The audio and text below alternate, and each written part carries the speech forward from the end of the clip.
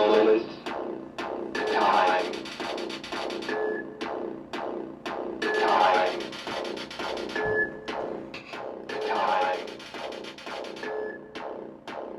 These you always talkative. You. These you always talkative. You. I sampled it. I gifted it. I stole it from him. I sampled it. I gifted it. I stole it from him. I know Kevin from the 90s, yes, and the early 90s, and probably first from, I think we actually sat and talked in Sound Factory, and that was before he performed the Work with Junior. This probably was like in maybe 91, 92, somewhere in that time. He had on a big black wig, like a 60s, curl, bangs, kind of high wig, with a little baby blue Teddy and nightie with little, ostrich feathers and mule shoes on and like red lips. On my command, relinquish control. He was just dancing, and he made an outfit out of paper mache. Like this Grace Jones kind of hat, like the Jean Paul Gaultier, Jean Paul Gauld, like that whole look, and a paper like mache skirt. And he was just dancing in the clubs and spinning around, and everyone's paying attention. And finally, the promoter said, "Oh, listen, if you get up and do just on one of the speakers or whatever, and we'll give you some drink tickets." And I was kind of with Kevin, and I was like, "Tell him you'll get on that box if he gives you some cash." You know what I mean? Some money, really. Kevin was like, and plus the drink tickets, So Kevin was like, "Really?" I was like, "Yeah, you're going to get up and perform for them. You better get paid." You know what I mean? And then really, he probably was maybe 25 or something.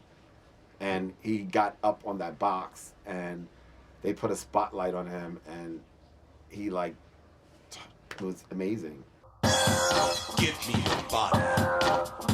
Surrender your soul. I am the dominator. You are the servant.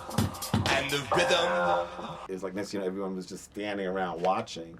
And that's when he started working in the clubs. That was really the first, probably paid gig. Is my bitch.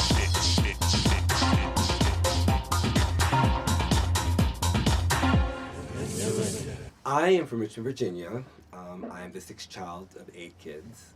Randolph Everett, Arnita Ursell, Janice Daynette, Charles Gillette, Michael Todd, and then I was born Eric Kevin, Theodore Mizell, and Tanya Rochelle. And we're very, very close, very close. Like a prisoner, you will chat. Like a queen without a throne, you at my mercy. For I am the taskmaster. I didn't really have to come out to my family at all. It was just, that wasn't important in my family. I was, my mother protected me. I was not like the rest of the kids.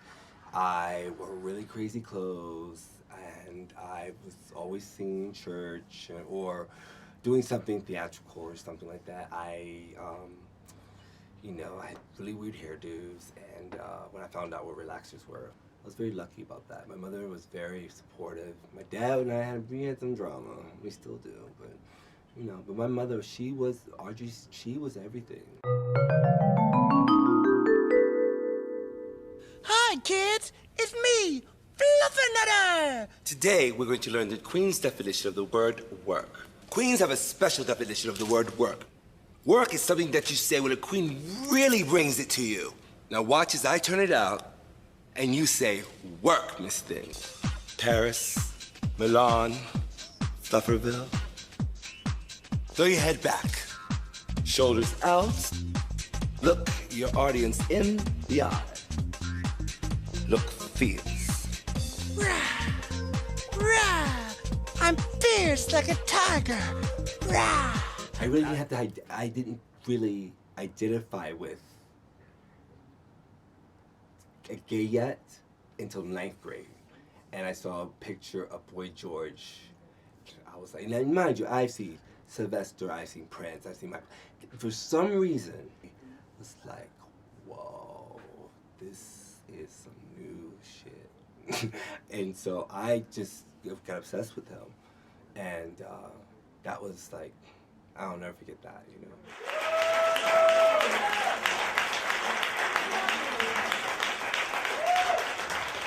Never stop dreaming, never stop believing, never stop going forward, never stop to stop. Keep on moving. Don't ever let someone tell you to go this way or that way without getting back on the right track or the street. Everyone's different. We all have different traumas, different tribulations, different ways of living. But you know what? We're all human, and we're all here for each other. Remember that.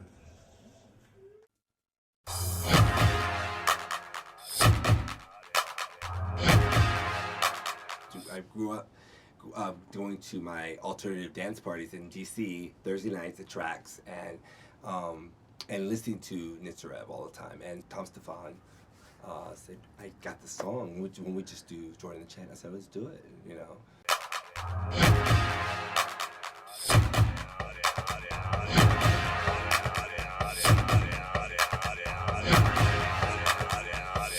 The funny thing about it, when the song came out, we did the video, and all that footage is actually from the Matthew Shepard March.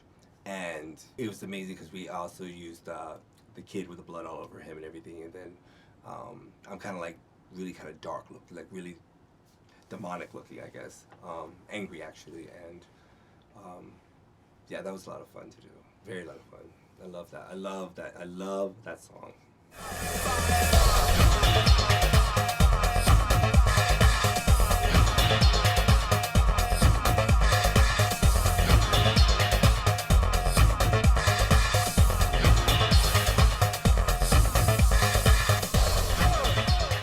We came out of the Phoenix, and I walked home, and I was living on 23rd and 7th at the time. I remember having these like army boots on and a hoodie, sleeves cut off, this Balenciaga bag, and my computer was in there, my pumps were in there, and I had this big PDA. You know the big PDAs? Just kind of, you know, whatever. I see these people that in front of me, these boys talking to this Caucasian girl. They've been tagging, and they're kind of like, you know, being boys, you know. They were just like, you know, talking to her, and she was just feeling herself or whatever. And as I got up on them, the guy goes, "You're not Diesel's son." And I was like, whatever. I just kept moving, because you know, you keep moving. You know what I mean? You don't really want to stop. You know, you gotta keep going. You know. And I was like, whatever. And something told me to turn around.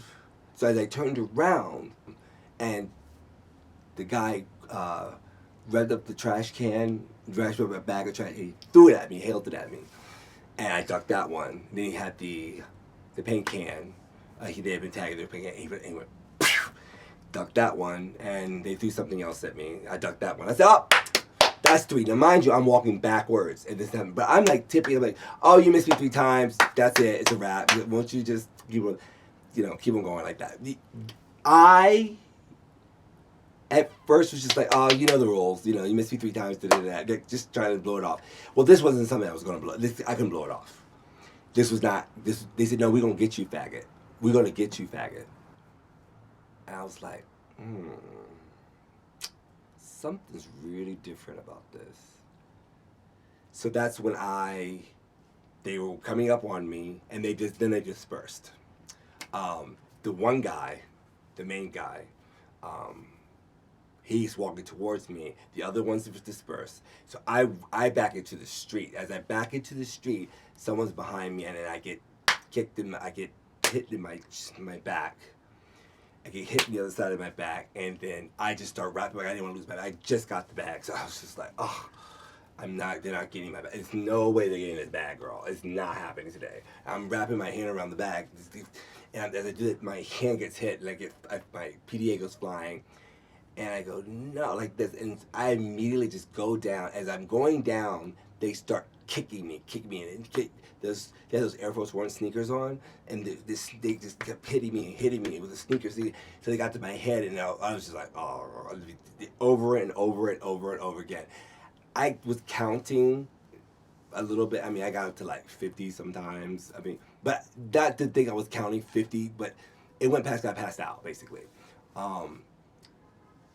The next thing I knew, I hear, you gotta get up, they can't see you in the street, you gotta get up. And I open up my eyes, and fuck, like, oh, this can't be happening, like, this is like my work, you know what I mean? Like, no, I can't go through this. And the cops came, and they asked what was going on, and I was like, did you get the guys? You know, what guys? What are you talking about? So I don't know what they thought had happened or whatever keeps going, and said no. Then another person came and said, man, you have got to get to the hospital. Your head is blowing up, like it's swelling up. And I said, so I walked to Beth Israel. I see two African American women come from the back. They have pink outfits on. So they come out and they grab me and they put me in this chair with like this little back to it, and back of it, and they said, shh. They said, you're fine, you're safe. Don't say anymore, you're fine. They'll take care of you, okay?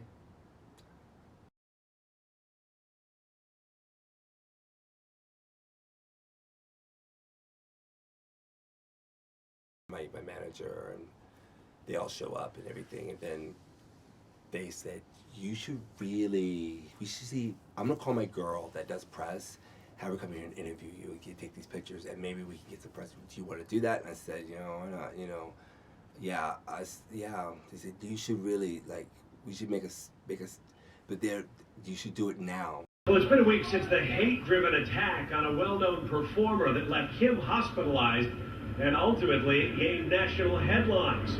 Well, that has also brought out a big crowd today of people who say that kind of hate will simply not be tolerated. Marchers gathering this afternoon at the East Village intersection where a group of men attacked singer and drag queen Kevin Aviance. The incident leaving Aviance with a broken jaw, now wired. And before you knew it, I was in surgery. I woke up to a room full of my friends, and seeing it had been on TV, and there was a whole line of people waiting to come in to see me. And then my family showed up, and that was really surprising because, my aunt came. She's not here. She's not around anymore. She showed up, and she said, "I'm just here to let you know your family's coming. Your father and your brothers and sisters are coming." And I said, "They live in Virginia." I said, "They're driving up now." I said, "Really?" I said, "Okay." So she waited till they got there. She lives in White Plains, and so that was like major. And when they got there, my family, but all right, let's clear this room. I said, "Oh, stop! These are my family too." They're like, "Oh, yes, that's nice. Let's get these people out of here." So my family was like, "Chill out," But I love my family a lot.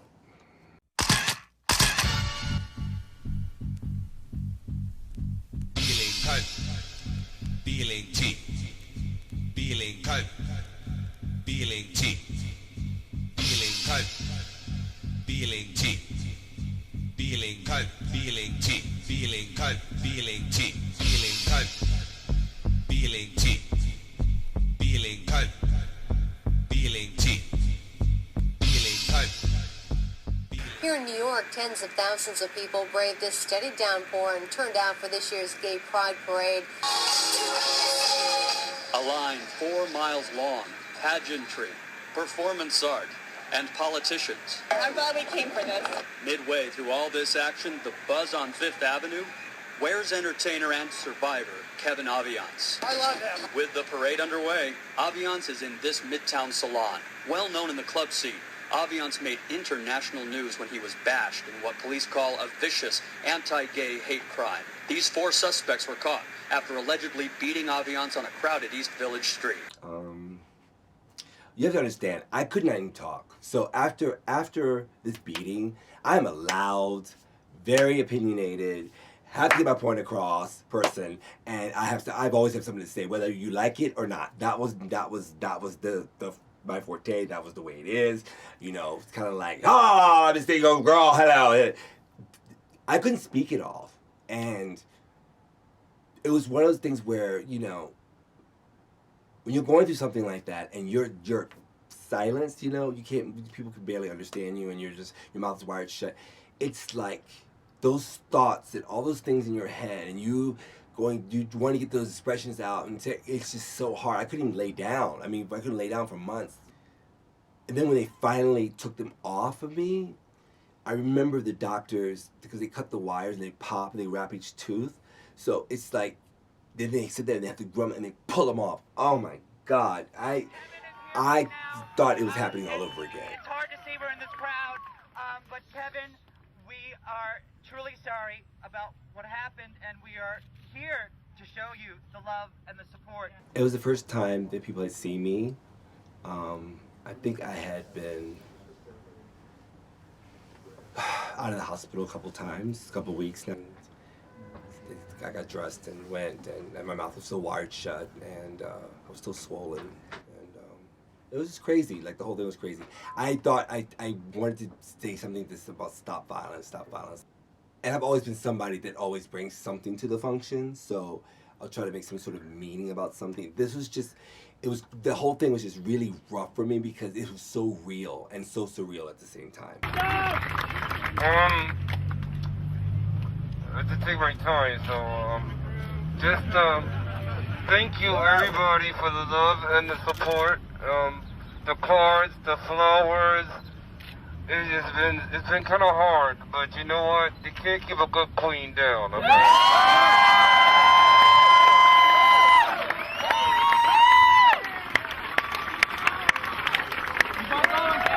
Everybody, you must realize something.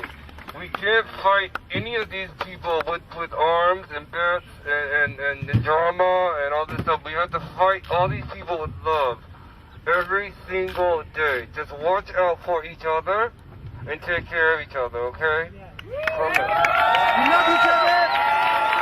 It was incredible, that feeling of all that support of these people. It was just amazing. Mind you, these people were sending me gifts, they were sending me flowers, they were sending me, but to see these kids in the street marching, it was amazing, you know? And we had done the same thing for Matthew Shepard, so, you know, kind of like being in that whole, in that category, you know? And that's when I realized, you know, this thing could have gone really wrong, you know? It could have gone really bad. Like, I could be dead right now.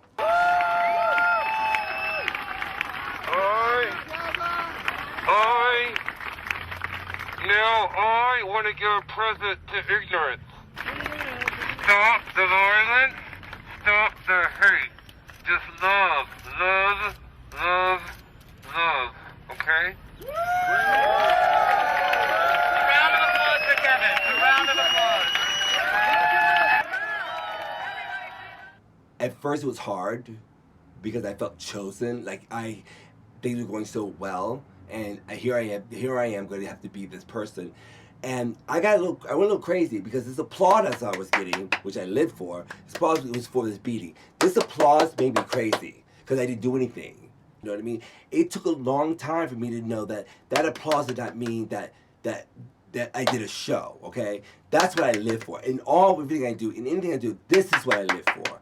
I live for that when I do something fierce, you know what I mean? That's what I live for. But then when they're clapping, I'm not doing anything. And they're clapping, and I get this legend thing. And, you know, it's just kind of like, oh, I really had a lot more to say, you know? I had to live on, you know what I mean?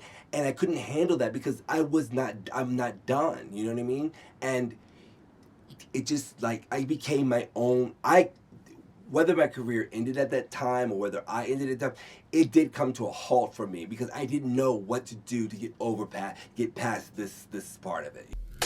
One long burning broken dream can't make you see me if you don't want to. I know you avoid me, the shit that I go through, but I will keep fighting this long losing battle. I never can win till you come back again, back from fucking Seattle. I went really off the deep end with substance abuse and craziness to the point that I started a high heel. I had my shoe line starting. I was talking at all the colleges. I was talking for the human rights campaign. I was this whole like spokesperson where I wasn't getting any other help. This thing was very serious, and I could not. I had to put a front up, and like everything was okay, and it wasn't okay. Can we all come together? Can we all come together? After more than a decade of opposition and delay, we've passed inclusive hate crimes legislation to help protect our citizens from violence based on what they look like, who they love, how they pray, or who they are. I promised Judy Shepard when she saw me in the Oval Office that this day would come, and I'm glad that she and her husband Dennis could join us for this event. So with that, I'm going to sign this piece of legislation. Thank you all for doing a great job. All right.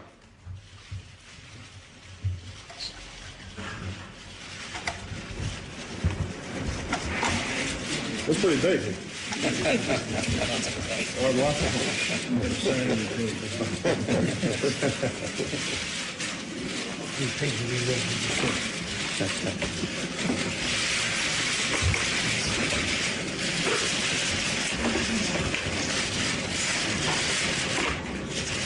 Nobody told me about this whole signing of 15 cents thing. You can borrow my name if you want to. Yeah, Neil Abercrombie would be a lot easier.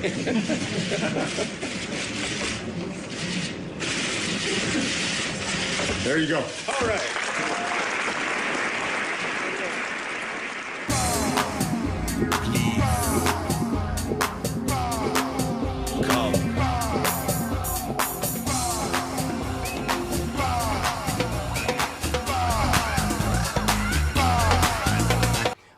I found myself going into rehab and afterwards, and that was the best thing I ever did. That took me out of the light of New York, and I got to go work on myself. Did I learn a lot there? Yeah, I got some tools about being there now, and that was great, and it was wonderful. Actually, it was really amazing because there's things I was taught that I didn't know was possible, you know what I mean? And I got to be in a gay facility with other gay people that are having struggled with other things. And then finally, I went to Florida, and Florida helped out a lot. That Florida was a great place. Was a great place. I moved there because of a dear friend that was there, and she said, you need to stay here with me. She said, you're not going to be alive in a year. She said, you're very, very down. I was on antidepressants from the beating and everything, and I wasn't talking. I was just like. So I finally took myself on antidepressants, and I started speaking, and I started to deal. And this is years afterwards. Years after, and for me, I think talk about it like it was. I talked to him very fast about it, but this is a process of like 7 years. You know, I'm doing a gig here. I'm not doing a gig here. I'm doing I'm trying, and then finally I went to hair school and got my license and everything, and that's when things started to come together a little bit better. Ding da da, dum dum dum, ding da da, ding da da, dum dum dum, ding da da, ding da da, dum dum dum dum dum dum dum bra. And I was working at mostly with at a black African American school, and there was a second chance school in Florida. So these people had already had lives or to come out of jail, or whatever the case may be, and they just taught me a lot about pride and saw things in a different way. You know what I mean? And I then started to come out of this funk. The lights are spinning in my head, getting brighter as we go higher. I'm feeling free from me.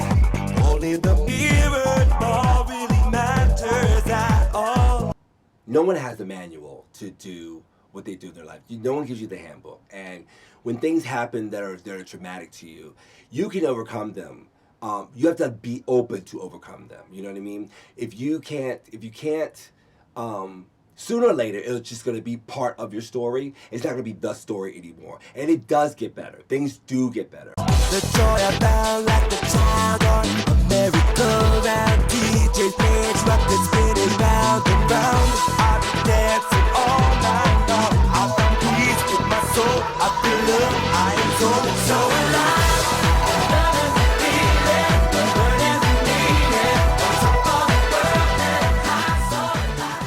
I am receiving a Living Legends Award from the Our Youth group in New Jersey City. And a lot of kids are going to be there, like all the, there's so many people are going to be there, like from the ballroom and, Tara, Laura, and like a lot of kids. So it's going to be a fun evening. And a lot of people I've not seen in a while. And I like that it's a Living Legend Award, because legend, like I said, is a really messed up word, girl. It's like, oh, she's a legend. It's like, I am actually doing this song called The Greatest Performance of My Life by Shirley Bassey. And